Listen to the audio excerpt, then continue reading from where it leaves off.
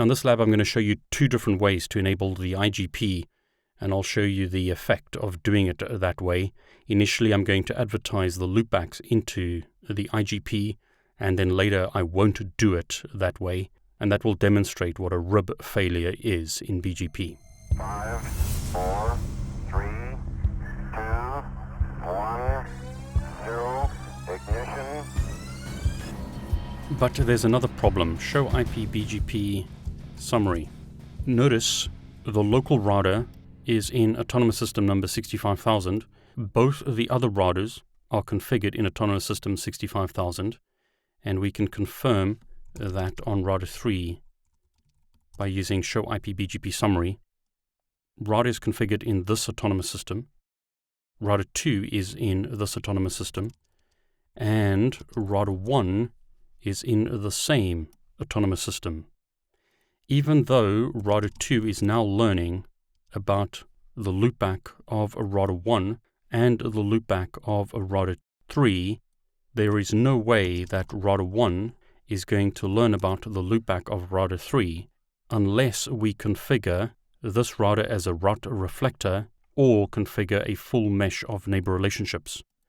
So router 2 can ping the loopback of router 3 and router 1, but router 3 will not receive this route because iBGP relationships don't forward advertisements. So what we'd have to do, as an example, is set up a neighbor relationship to router 3 on router 1, and then on router 3 set up the mirror relationship to router 1. But that is also a problem because notice the only routing protocol enabled on these routers is BGP. There is no way for the local router to get to the remote router. It needs to run an IGP. So to be able to form the relationship between router 1 and router 3, we're going to need to run an IGP. So as an example, I'll simply enable OSPF on the physical interfaces of these routers in area 0. And I'll do the same on the loopback. Now you could simply have used 0000, but I'll do it that way on the one router. Notice both interfaces are now in OSPF.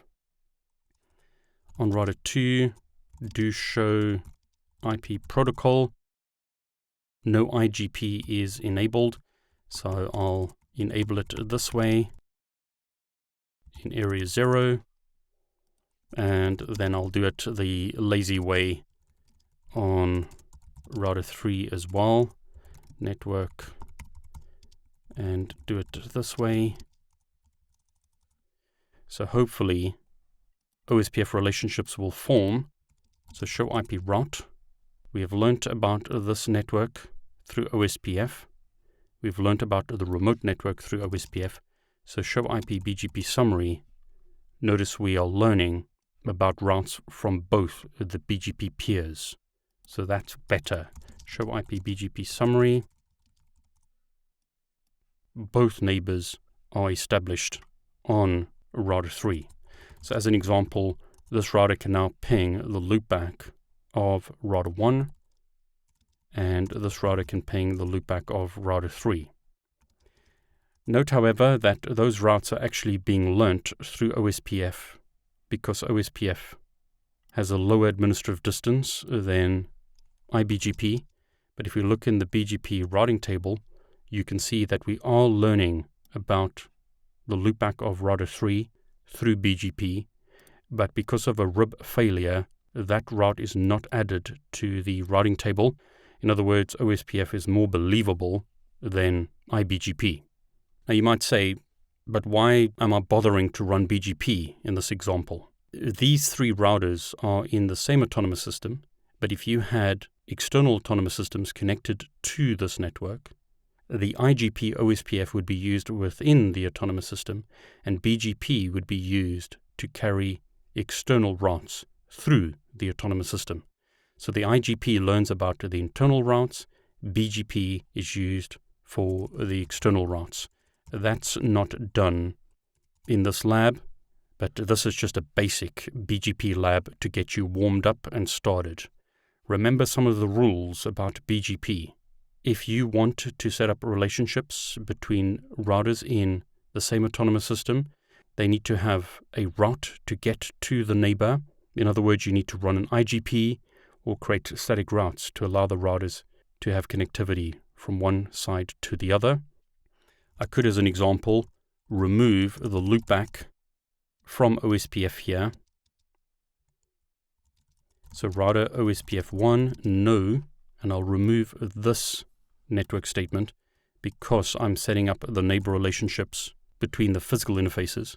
Typically you would use loopbacks to do that, but I haven't in this example, and that's in line with the configuration that we were given. Notice loopbacks haven't been used. As best practice, you would use loopback interfaces, but to make the point, if I remove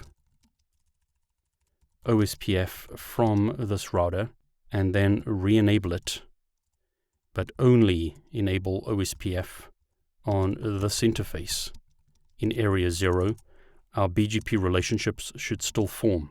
So show IP BGP Summary, we should still be able to ping the remote router and our relationships are established.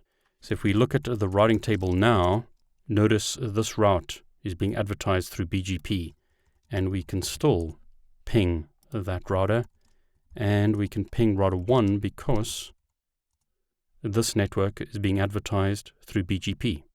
Notice the RIP failure has been removed. That route is in the IP routing table because BGP added the route to the IP routing table. The same is true here. So there you go, we've solved the lab. We can ping the loopbacks of router 3 and router 2. Those routes are advertised in the routing table. In this example, this network is advertised via OSPF, but this network is advertised through BGP. Show IP BGP. Notice this route is not added to the IP routing table because of a RIP failure. OSPF is more believable than BGP, but this network has been added to the IP routing table. How did you do? Were you able to complete this lab? You need to understand BGP for your CCNP troubleshooting exam.